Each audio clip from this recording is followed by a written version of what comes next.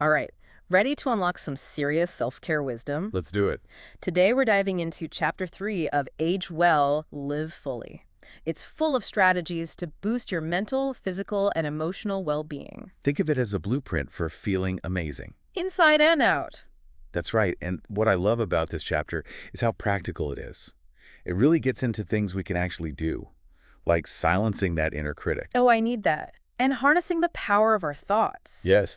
It even covers how spending time in nature, or even just smiling more, can make a difference. All those little things add up. But first, let's talk about that power duo, CBT and mindfulness. I hear these terms all the time, but I could use a refresher on how they work, in practice. Well, both CBT and mindfulness come down to taking control of your thoughts and feelings, Okay, but in different ways. got it. Think of CBT like detective work for your mind. You learn to identify those sneaky negative thoughts that can really sabotage your happiness, and then you put them on trial. Ah, so it's not just about positive thinking, but actually, like, examining if those negative thoughts are even true. Exactly. Okay. It's called hypothesis testing. Let's say your inner critic says, I'm going to mess up this presentation. Oh, yeah. With CBT, you'd ask, what evidence do I have to support that thought? Maybe you've given successful presentations before, and you've prepared thoroughly for this one. Suddenly, that thought loses its power. Wow, I can see how that would be so freeing. And how does mindfulness fit into this? Mindfulness is about being present. Okay. Instead of getting swept away by worries or regrets, you learn to observe your thoughts and feelings without judgment. Right. It's like hitting pause on that mental movie and just noticing what's playing Okay. without getting caught up in the drama. I've tried meditation before, Yeah. but honestly, sometimes it just feels like I'm sitting there thinking about all the things I need to do. I get it. It definitely takes practice. But the interesting thing is that even just a few minutes of daily mindfulness can actually change the structure of your brain. What? Over time, yeah. Huh. It can make you less reactive to stress Yeah. and more resilient. There are even different types you can explore, Okay. like focused attention, Okay. where you concentrate on something specific like your breath, Mm. or open monitoring, where you observe all the sensations, thoughts, and feelings that arise. Huh. So it's not like a one-size-fits-all kind of thing. No, not at all. Maybe I need to find the right style for me. I think everyone does. Okay, so we've got CBT for challenging negative thoughts and mindfulness for being present. What about those times when we want to, manifest positive things in our lives? The chapter talks about self-fulfilling prophecies and the law of attraction, and I'll admit sometimes that stuff feels a little too woo-woo for me. I hear you. But the core idea is actually pretty simple. What you focus on expands. Okay, So if you're constantly dwelling on negativity, you're more likely to attract negative experiences. makes sense. But if you can shift your focus to what you want, visualize it clearly, and believe it's possible, you increase the chances of it happening. So it's not just about, like, wishing, it's about aligning your thoughts, beliefs, and actions with your goals. Exactly. The chapter gives some great tips, like creating a vision board, writing daily affirmations, and practicing gratitude. Let's say you want to land a new job. Instead of worrying about failing, picture yourself succeeding in the interview, feeling confident, excited. Repeat affirmations like, I am capable and deserving of this opportunity, and be grateful for the skills and experiences you have. Wait, so even if I don't feel confident yet, the act of visualizing and affirming it can actually help shift my mindset. It really can. That's pretty powerful. Sometimes I dismiss self-care as just like bubble baths and face masks, but this chapter emphasizes that it goes way deeper. Absolutely. It's about taking care of yourself on every level, mind, body, and spirit. And even seemingly small things can make a huge difference, Okay, like what? like paying attention to your physical appearance. Okay, I have to admit I'm intrigued. What does the chapter say about looking good and how it relates to self-care? Well, it's not about conforming to some unrealistic beauty standard. Right. It's about presenting yourself in a way that makes you feel good. Oh, okay. You'd be surprised how something as simple as improving your posture can boost your confidence. Stand tall, shoulders back, head high. It instantly changes your energy. You're totally right. I notice that when I'm slouching, I tend to feel more down on myself too. It's like my body language is reflecting my inner state. Exactly. And smiling. Yes, It sounds so basic, but a genuine smile not only lifts your mood, but also sends a message of warmth and approachability to others. it does. The chapter also talks about choosing clothes that make you feel confident and practicing good hygiene, not for anyone else, but for yourself. Sometimes I get so caught up in the doing of self-care, the routines, the products, that I forget about the simple things like smiling or standing up straight. It's a good reminder that self-care doesn't have to be complicated or expensive. It really doesn't. Okay, so we've covered thoughts, feelings, and even appearance. What about taking care of our physical health? I think a lot of us struggle to get started with exercise, especially if we're not already in a routine. The key is to start slow. Be kind to yourself. Don't try to go from 0 to 100 overnight. Find an activity you actually enjoy. Maybe it's dancing, swimming, hiking, or just going for walks in nature. I love that you mentioned nature. I always feel so much better after spending time outdoors, but sometimes it feels like a luxury I don't have time for. Well, even a short walk in the park can do wonders for your mood and energy levels. The chapter even talks about this Japanese practice called forest bathing, where you immerse yourself in the sights, sounds, and smells of the forest. It's like a mindfulness practice for your whole being. Forest bathing. I'm definitely adding that to my self-care list. Okay, back to exercise. Besides finding something enjoyable and starting slowly, are there any other tips the chapter gives? Finding a workout buddy can be huge. Yeah. It's about accountability and support. You can encourage each other, celebrate milestones, and make it more fun. Oh, I like that. And remember to listen to your body. If you're feeling sore, rest. If an exercise is too difficult, modify it. Self-care shouldn't feel like punishment. That's such an important point. I think sometimes we push ourselves too hard and then wonder why we burn out.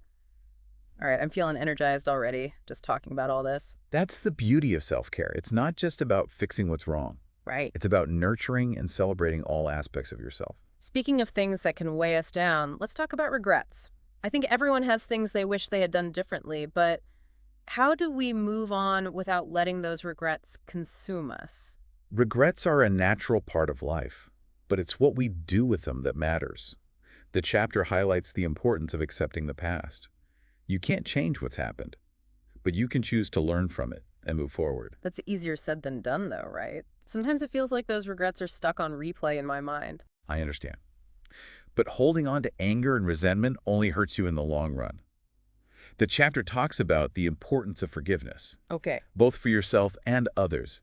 It's not about condoning hurtful actions, but about releasing the negative emotions so you can finally let go. So forgiveness is like a key to unlocking that freedom from the past. Exactly. And alongside forgiveness, the chapter emphasizes focusing on the present moment.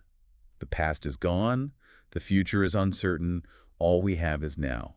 Dwelling on what could have been robs you of the joy and beauty that's available in this very moment. It's like that saying, don't let yesterday take up too much of today. Exactly.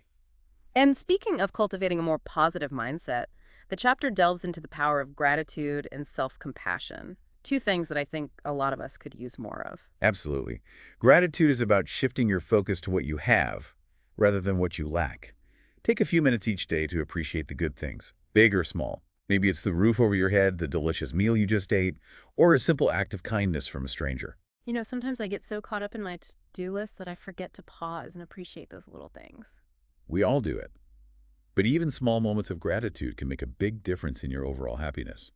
And then there's self-compassion, which is about treating yourself with the same kindness and understanding you would offer to a friend. I think that's something I struggle with. I'm way harder on myself than I would ever be on anyone else. It's a common struggle. But the chapter offers some helpful tools for cultivating self-compassion, like loving-kindness meditation. Okay. It's about sending feelings of warmth and compassion, not just to others, but also to yourself.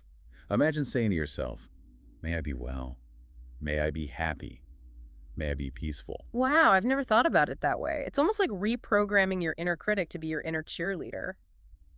Okay, we've covered a lot of ground here, from tackling negative thoughts to cultivating gratitude and self-compassion. But what about those times when anxiety gets in the way, particularly in social situations? Social anxiety can be incredibly challenging, but the good news is it's treatable. And the chapter comes back to the power of CBT to help overcome it. So it's about using those same principles of identifying and challenging negative thoughts, but in the context of social situations. Right. Like if I'm worried about giving a presentation, I could ask myself, what's the worst that could realistically happen? Exactly. Often our fears are far worse than reality. Hmm. And alongside challenging those thoughts, CVT also encourages gradual exposure. Okay. Start with small steps, maybe practicing your presentation with a friend or family member before doing it in front of a larger group. So it's like dipping your toes in the water before diving in headfirst. Exactly. And the chapter also emphasizes the importance of practicing social skills. Okay. Maybe you role-play different scenarios with a therapist or friend, or you consciously make an effort to make eye contact and engage in small talk. The more you practice, the more confident you become. This is really resonating with me. It's like all these different aspects of self-care are interwoven. You can't just work on your thoughts without addressing your behaviors, Right. and vice versa. Exactly. And that brings us to the final piece of the self-care puzzle that this chapter explores the impact of our environment. Okay, so we've tackled the internal stuff, but now we're moving to the external. What does the chapter say about how our surroundings affect our well-being? Well, have you ever noticed how you feel more stressed and irritable when you're in a cluttered, chaotic environment? Oh yeah, for sure.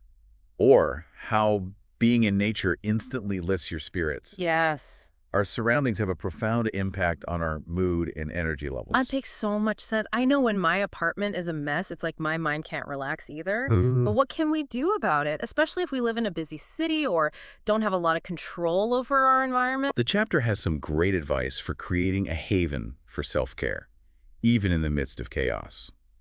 It starts with decluttering. Get rid of anything you don't need or love. Create a space that feels visually calming and organized. Think about what colors, textures, and scents make you feel relaxed and happy, Hmm. and incorporate them into your home. It's like turning your home into a self-care sanctuary. Exactly. And don't underestimate the power of nature. Okay. Even if you can't escape to the wilderness for forest bathing every day, bring nature into your home with plants, natural light, and maybe even a small water fountain for soothing sounds. I love that. It's like we're creating a holistic self-care plan, addressing our thoughts, feelings, behaviors, and environment. And the chapter ends on a powerful note, why there's really no need for low self-esteem. I love that they address this head on. So many self-help books focus on fixing what's wrong, but this chapter seems to be about embracing who you are, Exactly. flaws and all. It's about recognizing that you are inherently worthy and valuable, just as you are. Self-esteem isn't about being perfect or comparing yourself to others. Right. It's about accepting yourself, flaws and all, and focusing on your own growth and progress. So instead of striving for some unattainable ideal, we should be celebrating our unique quirks and imperfections. Absolutely. The chapter also emphasizes setting realistic goals and celebrating even small achievements. Okay. Every step you take towards your goals, no matter how small, is a victory worth celebrating. It's about acknowledging your progress and giving yourself credit for your efforts. I'm really appreciating this shift in perspective. It's like giving ourselves permission to be human It is. and to enjoy the journey Yes. rather than constantly striving for some elusive destination. That's the essence of self-care. It's not about perfection. It's about progress, compassion, and celebrating the amazing, unique individual you are. Wow, that's powerful. We've covered so much ground in this chapter, from CBT and mindfulness to self-fulfilling prophecies. There's a lot. From the power of appearance to the impact of our environment, and it's all connected by this thread of radical self-acceptance. I don't know about you, but I'm feeling inspired. Me I'm with you. This chapter is like a toolbox, you know, It is. filled with strategies for living a more fulfilling life. But it's Right. not just about reading about it, right? It's about putting these ideas into action. Absolutely. That's the key. And that can feel overwhelming. Right. So many tips and techniques. Where do you even begin?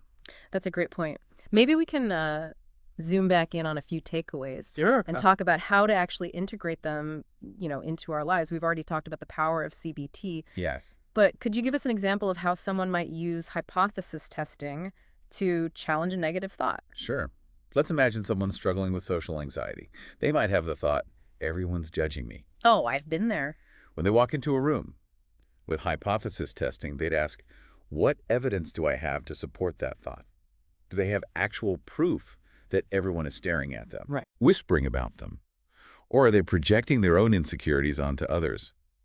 More often than not, we discover that those negative thoughts are based on assumptions, not facts. That's so true. It's like we're taking those negative thoughts out of the shadows and exposing them to the light of reason. I love that. Me too. Okay, so we've challenged a negative thought. Now Yes. what? What does the chapter suggest we do with, like, that space we've created? That's where those positive affirmations come in. Okay. Once you've debunked that negative thought, replace it with a positive statement that supports your well-being.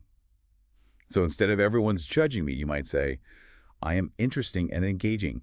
I have valuable things to contribute. I like that. It's like we're rewriting the script in our minds. Exactly. But what if those positive affirmations feel forced or fake? It's normal to feel some resistance at first, Yeah. especially if you've been in the habit of negative self-talk for a while. Right. But the key is consistency. The more you repeat those affirmations, even if you don't fully believe them at first, the more they'll start to, sink in Mm. and reshape your beliefs. So it's like training our brains to focus on the positive, kind of like we do with mindfulness meditation. I know we talked about meditation earlier. Yes. But are there any practical tips the chapter gives for someone who's just starting out? Yeah, one tip I really like is to start small. Don't feel like you have to sit in lotus pose for an hour. Oh, thank goodness. Even 5 minutes a day can make a difference. Find a quiet spot, close your eyes, and just focus on your breath. Notice the sensations of your breath entering and leaving your body. If your mind wanders, gently guide it back to your breath. There are also a lot of great guided meditations available online or through apps. Oh, that's helpful. I think sometimes we get intimidated by the idea of meditation and think we have to be good at it right away. Right. But it's a practice, just like anything else. Exactly. And the more you practice, the easier it becomes to access that state of calm and focus, both on and off the meditation cushion. I'm putting start small at the top of my meditation notes. Okay, so we've tackled negative thoughts and cultivated a more mindful state of being. What about taking action towards our goals? The chapter talks about self-fulfilling prophecies and the law of attraction. Yes. And I'm still a little fuzzy on how those concepts work, in practical terms. Well, think of it this way. Your thoughts and beliefs create your reality. Okay. If you're always focused on what you lack, you're more likely to attract more lack. But if you shift your focus to what you want and believe it's possible, you open yourself up to new opportunities. Visualization is a really powerful tool for harnessing this power. Imagine yourself already living your dream life. Feel the emotions, experience the sensations, and let those positive feelings fuel your actions. So it's not just about daydreaming, No. but about creating a clear vision and then taking aligned action to make it happen. Exactly. It's about aligning your thoughts, your beliefs, and your actions with your desired outcome. I love that. Okay, let's shift gears a bit and talk about physical well-being. I loved what the chapter said about the importance of looking after our appearance. Not for others, but for ourselves. Yes. What are some simple ways we can incorporate that into our self-care routines? Well, one thing I always recommend is paying attention to your posture. Stand tall, shoulders back, chin up. Okay. It not only makes you look more confident, but it also improves your breathing and circulation. Yeah. And remember to smile. Oh, yeah. A genuine smile can instantly lift your mood and make you feel more approachable. It's so true. I feel more confident when I'm dressed in clothes that, I love and feel good in. But sometimes it's hard to prioritize those things when I'm busy and stressed. I totally get it. But even small efforts can make a big difference. Maybe it's taking a few extra minutes to style your hair or putting on a favorite piece of jewelry. It's about sending a message to yourself that you're worth the effort. It's like those small acts of self-care become rituals that nourish our souls. I love that. Okay, I'm feeling inspired to give my wardrobe a little love. Now, what about exercise? The chapter emphasizes starting slowly Yes. and finding activities we enjoy. But what about those days when motivation is just zero? That's where having a workout buddy can be huge. Okay. It's about accountability and support.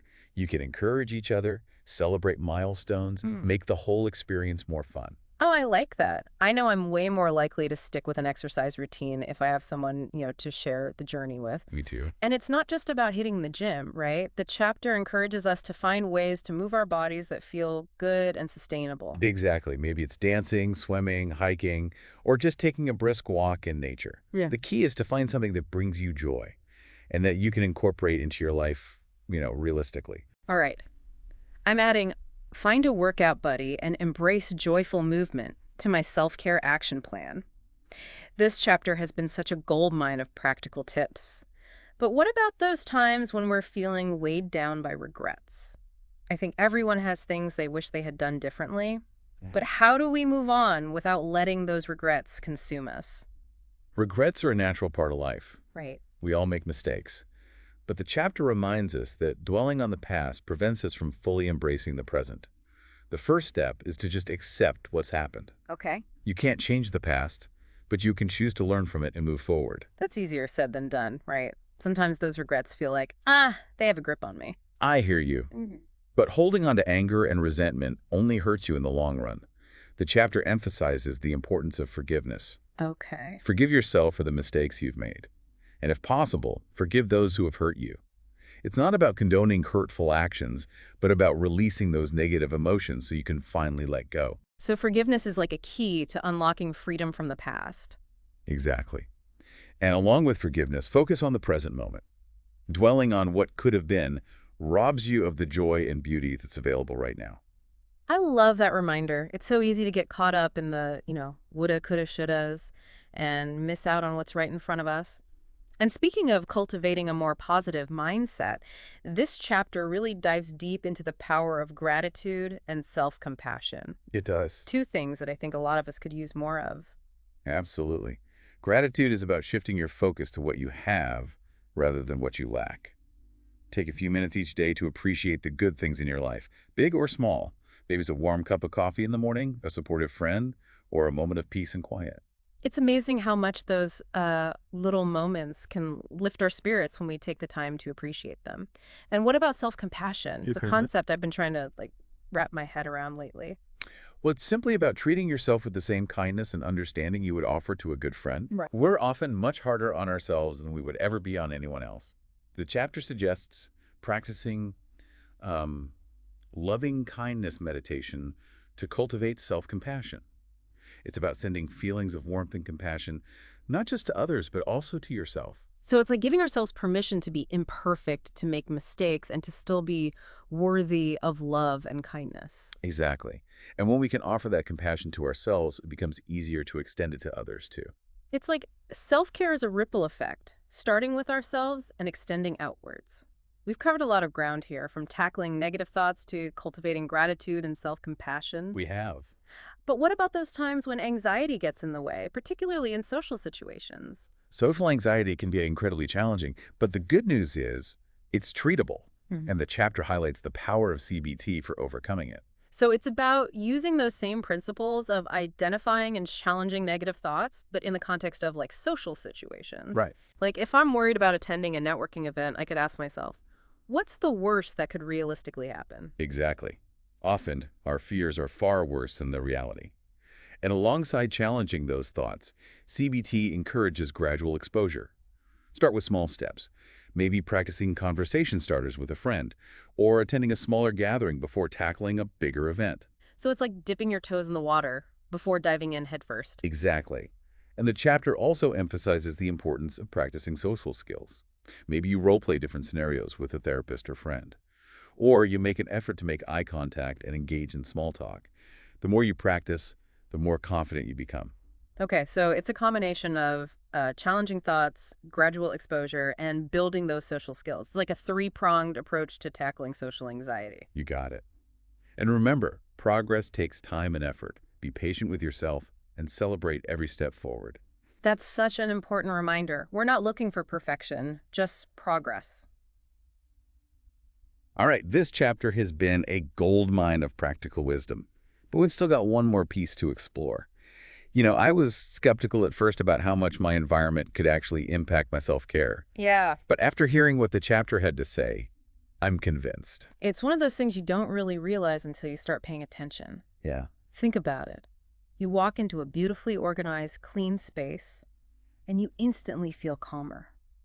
Now walk into a cluttered, chaotic room. Your energy shifts. It's so true. Now I'm thinking about all the piles of paper on my desk. Yeah. But seriously, the chapter had some great tips for creating a self-care sanctuary, Yeah. even if we don't have complete control over our environment. Right. It starts with decluttering, Okay. getting rid of anything you don't need or love. Yeah. And then it's about being intentional with your space. What Mhm. colors, textures, and scents make you feel good? Can you bring in more natural light, maybe add some plants, or even a water fountain? I never Ever thought about a water fountain for those soothing sounds? I bet that would make a difference. It's like we're curating our environment to support our well-being, Exactly. just like we curate our thoughts and behaviors. And don't forget about nature. Even if you can't get out to the wilderness every day for forest bathing, finding small ways to connect with nature can be so restorative. Hmm. Maybe it's taking your lunch break in a park or having your morning coffee on the balcony, even just looking at pictures of nature. Yeah. If you're stuck inside, I'm definitely putting more nature, less clutter at the top of my self-care to-do list. This chapter has really shifted my perspective on self-care. It's not just about, pampering ourselves. It's about creating a life that supports our mental, physical, and emotional well-being. and it's not about reaching some perfect state of like self-care nirvana, Right. it's a journey, an ongoing process of learning, experimenting, and adapting what works for you. It's about giving ourselves permission to be human, Yes. to make mistakes, Yes. and to keep growing. And to remember that we're all inherently worthy and valuable, just as we are. I love that this chapter ends with a call to embrace our uniqueness and challenge any, lingering low self-esteem. It's a powerful reminder that we don't need to earn our worthiness. We already have it. And when we believe that, we open ourselves up to so many possibilities. This chapter has been such a rich exploration of self-care strategies. It has. From CBT and mindfulness to harnessing the power of our thoughts, from the importance of our appearance to creating a supportive environment. It's all connected. It really highlights how all these different aspects of ourselves, mind, body, and spirit, are interwoven. You can't truly care for one without addressing the others. And that brings us to our final thought for you to ponder. We've covered so many great self-care strategies in this deep dive. We have. From silencing the inner critic to cultivating gratitude, from embracing nature to creating a cozy haven at home. If you could choose just one of these to consciously incorporate into your daily routine, which would it be? Yeah. And why? What small shift could you make that might have a huge ripple effect on your well-being? We'd love to hear your thoughts. Remember, self-care is not selfish. It's an act of kindness, not just for you, but for everyone around you. Taking care of yourself allows you to show up as the best version of yourself. In all areas of your life. So keep exploring, keep growing, and keep shining your light. Thanks for joining us on this deep dive into self-care.